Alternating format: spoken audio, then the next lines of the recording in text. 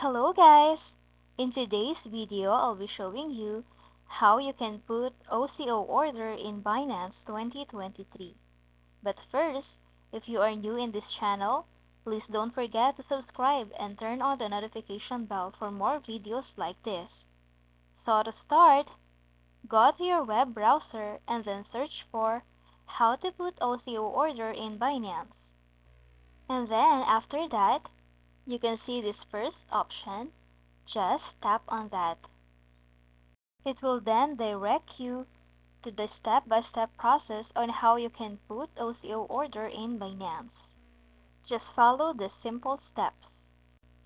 So the first one is to log into your Binance account and go to Trade and then Spot. And then select Buy or Sell and click OCO. And then enter the order details. Then click Buy BNB to place the OCO order. And that's it.